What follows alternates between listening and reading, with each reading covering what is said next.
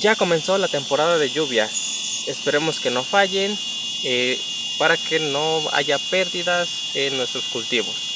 Pero de lo que te voy a hablar en este video es sobre cómo prevenir las enfermedades que normalmente atacan nuestras plantas en esta época de lluvias, que normalmente son enfermedades causadas por hongos y bacterias, que si bien no necesariamente deben de tener las condiciones iguales, tanto para hongos para bacterias son diferentes, pero normalmente pues siempre hay enfermedades de ambos microorganismos en nuestras plantas. Entonces, pues si quieres saber cómo prevenir estas enfermedades, pues quédate hasta el final para que te enteres de ello. Y bueno, como menciono, hay que prevenir. Como dice el dicho, prevenir es mejor que lamentar. Entonces hay muchísimas maneras de prevenir, solo que normalmente los productores estamos acostumbrados a hacer aplicaciones en la agricultura convencional de agroquímicos. Sirven para controlar o erradicar a las enfermedades, pero pues normalmente genera un gasto adicional que a lo mejor se puede no hacer ese gasto y emplear ese dinero en otras cosas. Entonces, pues ahí va la ganancia, por así decirlo, ¿no? Entonces,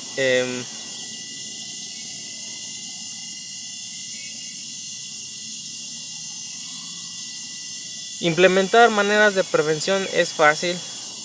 No siempre dan resultados adecuados o no siempre dan los resultados esperados. Uno esperaría no tener ningún incidente con ninguna plaga o enfermedad, ningún insecto plaga, ninguna enfermedad, ni por hongos ni por bacterias, ni siquiera por virus, pero las cosas así suceden.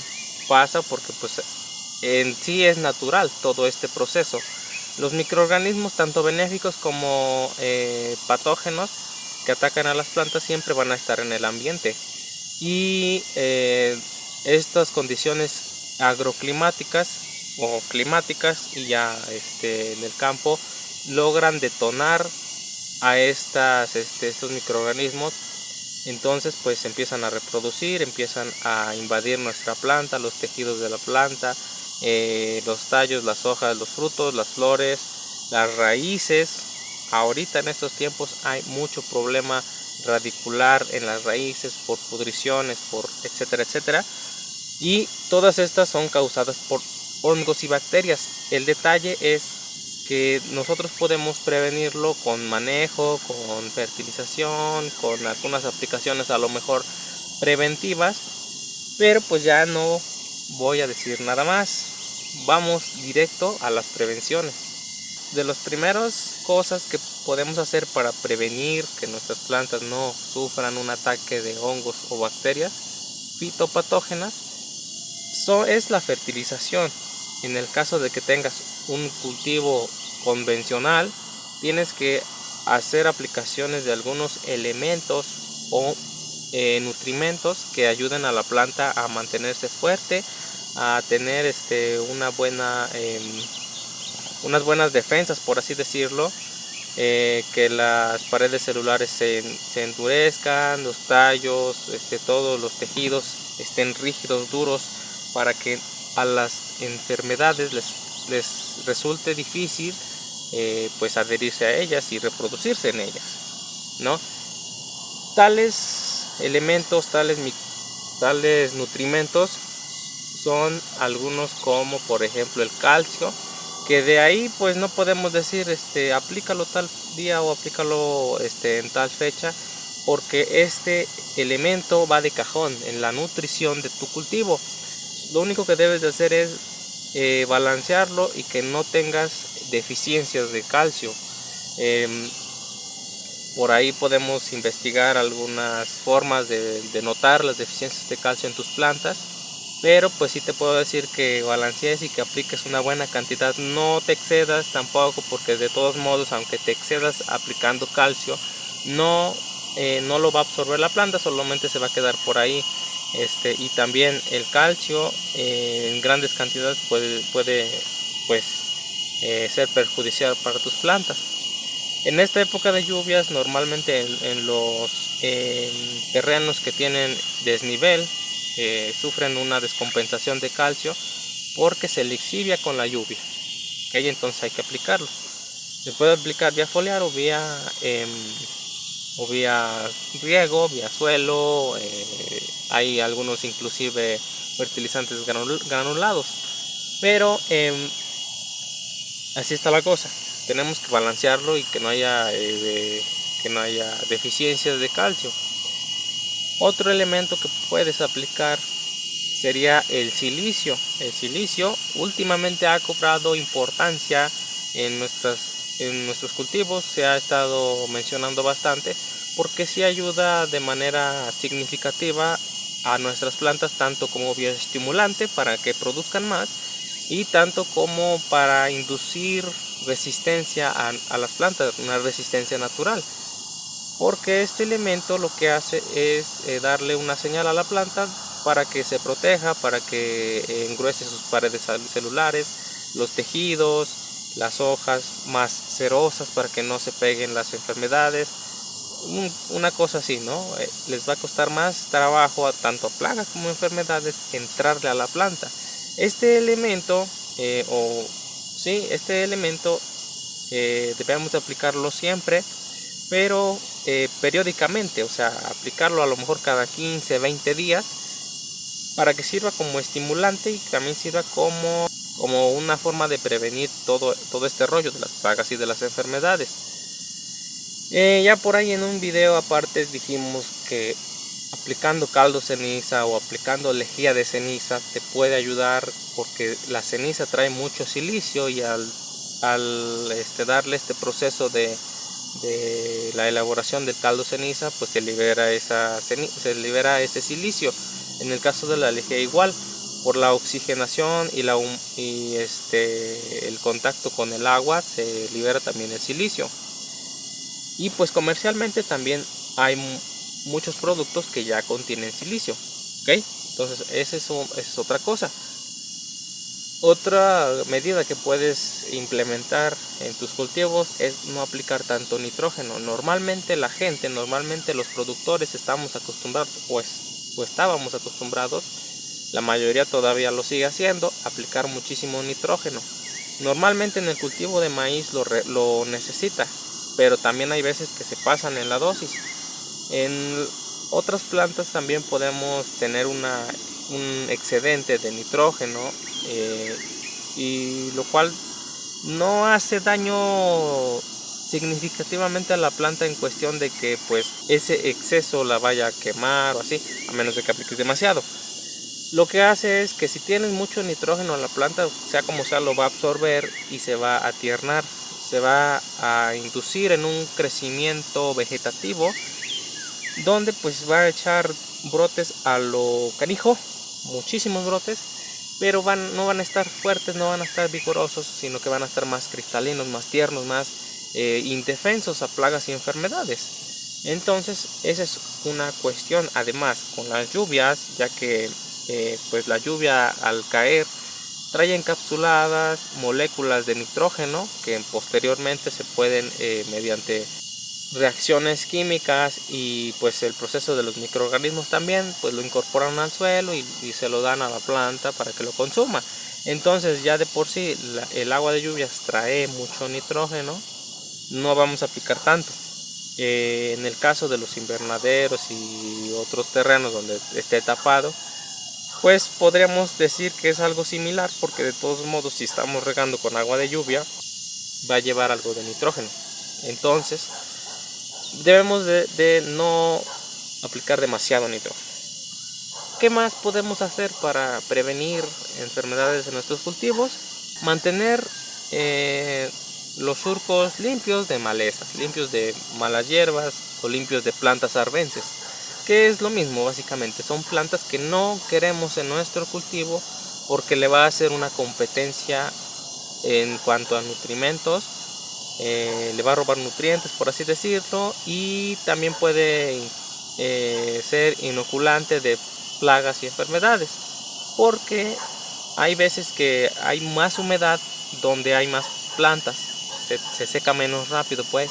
Entonces ese excedente de humedad le puede afectar a nuestras plantas y puede por ahí contraer una enfermedad, ¿sí? En el caso, sería otro punto: control de humedad. Si tienes un cultivo a la intemperie, pues simplemente con el hecho de que ya llueva, ya no necesitas regar, a menos de que vayas a fertilizar. Entonces ahí solamente sería el fertilizante y ya, sin que te pases. Puedes aplicar más fertilizantes foliares para que complementes todo y no estar aplicando tanto en el sistema de riego, por ejemplo, o aplicar más fertilizantes granulados en el caso de la agricultura convencional. En el caso de la agricultura orgánica puedes aplicar las compostas, enmiendas orgánicas, puedes aplicar los abonos líquidos, los abonos fermentados vía drench, inclusive también foliares, aunque yo no me gusta aplicarlos así, pero también puedes hacerlo.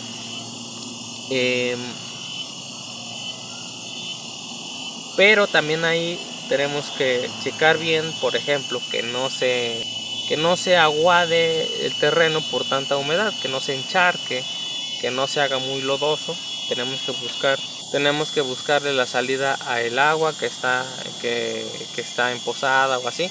En el caso de los terrenos que tienen un desnivel, a lo mejor se podría decir que no es tan problemático, pero en el caso de los terrenos que son más planos, pues sí, tenemos que buscarle que corra el agua, que no se estanque, porque ahí hay bastantes enfermedades que se pueden inocular y que se pueden transmitir a todo el cultivo. Simplemente te puedes dar cuenta si en un cultivo tienes una parte encharcada de agua. Ahí es el inoculante, ahí empieza la enfermedad y se va extendiendo a las demás partes del terreno. Sí, entonces el control de humedad es bastante bueno. Bueno, entonces son labores culturales que puedes hacer para que tu cultivo esté sano, ¿no? Bueno, ya metiéndonos en temas de aplicaciones que puedes hacer para prevenir las enfermedades, pues sería aplicar, por ejemplo, microorganismos benéficos como Trichoderma, Bacillus subtilis, algunos otros microorganismos que ya están saliendo en el mercado, que puedes tú aplicarlos convencionalmente. Si tienes un cultivo orgánico y no quieres comprar estos productos, puedes hacer un cultivo o reproducción de microorganismos de montaña y aplicarlos a tu cultivo, foliar y a la raíz. Pero recuerda que si haces esto también tienes que tener una buena cantidad de materia orgánica. Si tu cultivo es orgánico y lo hiciste bien desde el principio, no hay problema, porque desde el principio tuviste que aplicar enmiendas orgánicas. Entonces con eso ya tus microorganismos que estés aplicando van a sobrevivir un buen tiempo. En el caso de la agricultura convencional, puedes aplicar microorganismos benéficos, como los mencioné, Trichoderma y así, pero debes de prescindir de fungicidas químicos. Podrías aplicar algunos fungicidas de extractos vegetales porque son más inofensivos a estos microorganismos, pero también debes de hacerlo moderadamente, por así decirlo, para no afectarlos en su trabajo y en su vida. Una vez aplicando Trichoderma y Bacillus y otros microorganismos, puedes aplicarlos a lo mejor cada 8 días o 2 veces por semana o una vez al mes, pero entre más apliques, más protegido tu cultivo va a estar. Sí, es verdad que ahorita si compras productos a base de microorganismos son algo caros ahorita, pero por ejemplo Trichoderma lo puedes reproducir tú mismo comprando un producto y reproducirlo. En otro video vamos a ver la reproducción de Trichoderma o la reproducción de algunos microorganismos benéficos. Lo puedes hacer en cascarilla de arroz o en olote. En el método de reproducción por olote u hojarasca, también se puede en hojarasca, juntas hojas de los árboles, las almacenas, las humedeces y ya le aplicas el Trichoderma. o los otros microorganismos. Muchos de los microorganismos se reproducen también en sustratos orgánicos, porque algunos o la mayoría son saprófitos. Bueno, son facultativos, ¿no? Son ¿a qué se refiere esto? Que consumen otros hongos o otros microorganismos, pero también tienen la facultad de que si no hay microorganismos que consumir, normalmente microorganismos patógenos, entonces van a poder consumir otra cosa, que es la materia orgánica. Por eso son facultativos.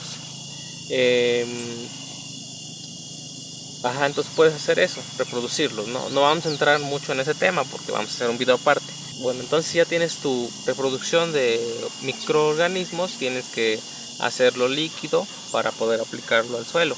También por ahí veremos en ese video de reproducción, veremos cómo hacerlo líquido.